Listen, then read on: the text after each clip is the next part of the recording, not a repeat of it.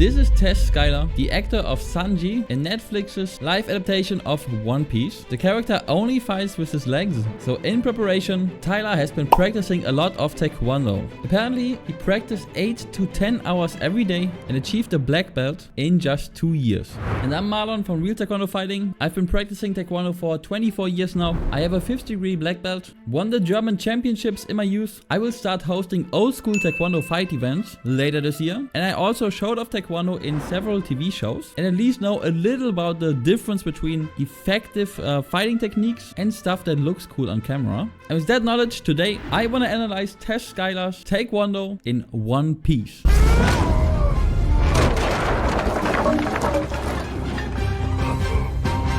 Okay, let's start with the first scene. This is when Sanji shows up in the restaurant ship and he wants to stop this fight by beating everyone up. The pink-haired guy here pulls out a pistol and Sanji blocks it with an X kick before he blocks the other pistol of the guy to the left with a front kick. Immediately positions his leg in the back, which allows him to go for a spinning hook kick before he does this weird cartwheel kick here at the end, which is obviously only for showmanship, if that's a word. But let's take it apart. In the manga and anime, Sanji's legs look super long all the time. We're gonna keep this in mind here for Tess, but the mistake of this X kick is that he doesn't use his knee to bring down his leg, which makes him lose a lot of speed and power. Then very shortly after touching the floor, he immediately goes for the front kick while already chambering his hip for the follow-up kick. And since this front kick is only meant to block the pistol, I have no issue with it. And then I really like his foot placement afterwards, or at least the idea of it, because in practice he messed it up slightly, which forces him to use his right leg to step in front of his left leg again before he can go for the spinning hook kick, which kind of defeats the purpose of how he chambered his leg with the front kick before. And again, he doesn't chamber his knee for the hook kick, which is a big no-no because you lose a lot of speed and power,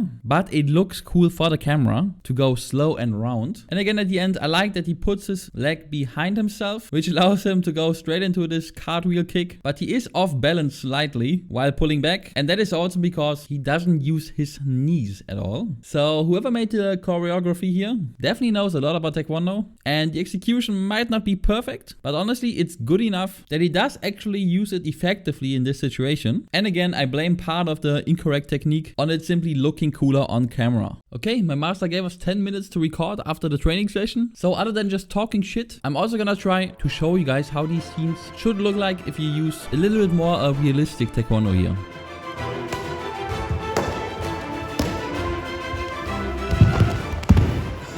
Okay, let's see how it did here. First up, the X kick. As you can see at the end of it, I did use my knee. It's actually not that easy to see from the front, so I might cut Tess some slack there. I drop my foot down, immediately go for the front kick. I choose to go for the same hip position Tess used because I'm dropping down my leg behind myself before I go for the hook kick. But look here how I don't have to reposition my foot and can immediately go for the hook kick instead of having to pull my right leg in front of my left one like Tess had to do. Also after the kick, I don't get off balance. And instead of the weird cartwheel kick, I chose like the normal version of it, which is a 360 that helps you get above cover. And of course, switch legs as well. And yeah, the kick goes around the shoulder as it should. And I also use my knees, don't get off balance, and instead hop back into my stance.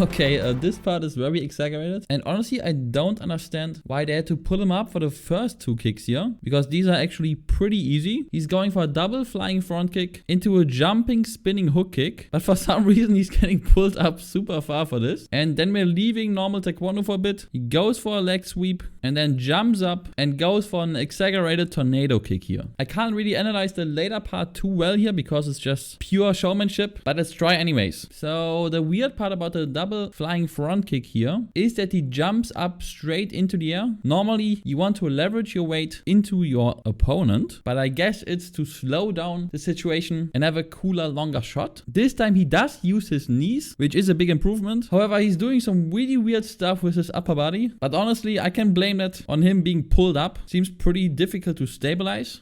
And then he switches into this very weird flying spinning hook kick. I really don't think they had to go for this here, because a jumping spinning hook kick is pretty basic in Taekwondo. And yeah, his foot placement is all messed up. To start this, you want to have your legs somewhat behind each other, and he's standing way too sideways, which after his turn makes it so that his body is almost facing forwards, which it shouldn't at all. But yeah, this is obviously not a normal spinning hook kick here. And then again afterwards he goes for this leg sweep, which doesn't exist in Taekwondo. And then he does a capoeira move here, which is basically just standing up and then going for a tornado kick. Again, he's getting pulled up here, and normally you have your body in the back so you don't get kicked in the face when you do this. And also the angle of him hitting this fish guy's neck turns out really weird because of this weird rotation, and literally zero force is hitting the head. It's all going into the shoulder and neck area here. But honestly, in this scene, I blame pretty much all of the mistakes on the show just simply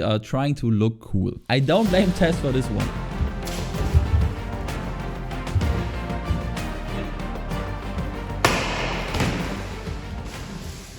Okay, let's take this apart. The double front kick is similar to the side kick into back kick, in that the first kick is not supposed to be hard. You touch your opponent as a distraction to hit the second one, and you can see I pull up my knee and then push it towards my opponent, which pushes him back. You can see my legs are behind each other, so I don't need to do any weird moves in between the kicks. And then I go for the jumping spinning hook kick. And as you can see, while I'm spinning, I'm tucking in my knee to give me extra speed. And at the end, I pull back my knee so I don't lose balance and get back into a solid stand here. And since sweeps don't exist in Taekwondo, I simply went with a step here instead, and then went for a normal tornado kick instead of the exaggerated one. And as you can see, the angle of my kick is way better. It's actually coming in sideways, which means the force would be towards the head and not like from the top into the shoulder area. And yeah, let's compare again.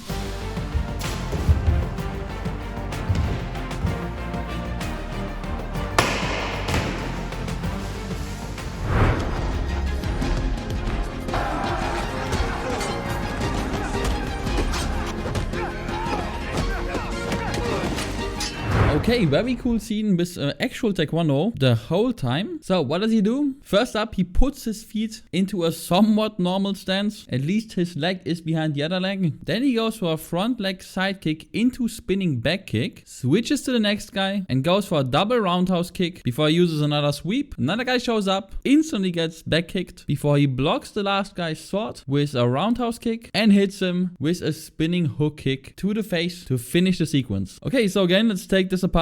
First up, the stance. Looks like a cool Sanji thing to do, but is very unstable. He should turn his front leg at least 45 degrees here towards us. And also his feet are too close to each other from what I can tell here. Then let's talk about the jumping side kick into back kick. There's not much force behind the side kick, which there shouldn't be for this one. It is mainly a distraction. Then the switch into back kick sadly is pretty horrible because he keeps his upper body in the same position it was when he did the side kick. You absolutely need to turn it in order to get any strength into this back kick. You can also see he didn't really do the back kick because his knee just stops going the moment he touches his opponent here. Then similar issue for the double roundhouse here. To be honest, pretty horrible form. Big mistake here is he goes down way too far before he starts, which I think he does in order to get enough height because he's not quick enough with the turn. The first foot barely touches the opponent, and again he does the exact wrong move with his upper body. It has to follow the lead of his right leg, but instead it goes the exact opposite way,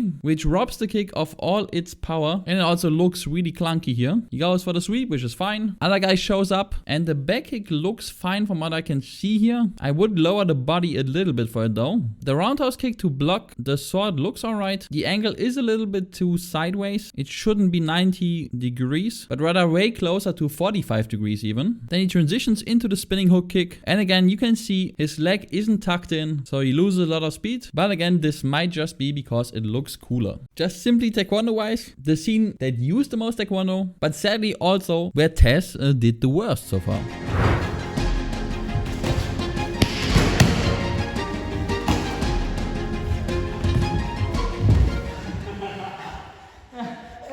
As you can see, I was pretty tired there. This all was after a full training session, but let's take it apart. So I also started with putting back my leg into a stance, but as you can see, my front foot automatically goes into the position I showed you before, whereas Sanji's foot was somehow going in the other way. My stance is also wider, which allows me to get power for the first side kick into back kick. So let's look at this. I jump in, barely touch the pad here, and then jump, turn my upper body and hit a proper back kick here. I switch to the next guy, go for the double roundhouse, and here again, I turn my body with the kick, switch to the next guy. He comes in, I go for the spinning back kick. Before I see my last opponent, I jump back into the stance, go for the roundhouse, and instantly go for the spinning hook kick before I jump back into my stance. Okay, let's compare again.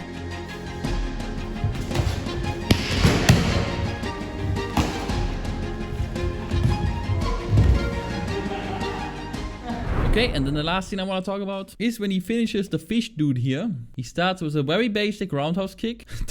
Then he does a front flip with like an X kick, I guess. Then he does a very weird double spinning hook kick while he has his hands on the ground, somewhat looking like a crab or something. Then he jumps up into like a handstand side kick. And then he finishes off the guy with an actual legit kick, which is a step into a sliding back kick, and the fish guy is done. So we're gonna skip over most of this because it's insanely unrealistic. However, the roundhouse kick here is alright. The charge up is insanely bad, but I think that's just for dramatic purposes. Let's take a look at the kick itself. His knee is chambered pretty nicely and he hits him pretty well. Then he does a Then he does a goddamn front flip. I have no comment on that one. Somehow after his leg is on his neck, it's back on the ground. He spins around, goes to the ground, spins again, and hits him with a hook kick against the arm, which is very useless. I think he could have just gone for a 360 hook kick instead. Then the handstand into side kick stuff looks pretty cool, I guess. And then let's talk about the sliding back kick. You can see he's getting pulled again for it to look more dramatic, I guess. The form of the back kick looks pretty good though.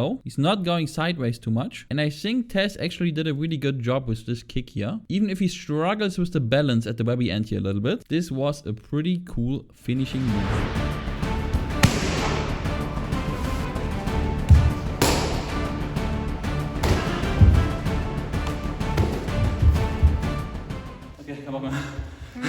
Okay, as you see, I did some reimagining of the scene a little bit. Because I'm not doing the crab move. I'm not doing any handstands. But let's get through it. So, instead of just rushing in, I do a proper step forwards. Go for a strong roundhouse kick to the body. And instead of doing a backflip X kick, I do a jumping X kick. And then because we did need different pads, we switch to this one. Instead of doing the crab dance, I guess I do a little spin into a 360 hook kick. Honestly, it's not perfect. I did fall a little bit too far to the right, but I do regain balance. And then instead of doing a handstand side kick, I do a jumping side kick. And at the very end, I do the sliding jumping back kick and turn it into a push at the end, because Sanji also pushed his opponent away this far. To be honest, I could do this better. This was not perfect. And I also think Tess just did a really good job here with the last sequence. And yeah, that's all of the scenes. This was really fun to do. And I think I'd love to do this again. If you guys have any idea what kicks I should analyze, or maybe like a different movie or TV show or anything, let me know in the comments. Subscribe to the channel for more Taekwondo content. We got a sparring session coming up on Saturday.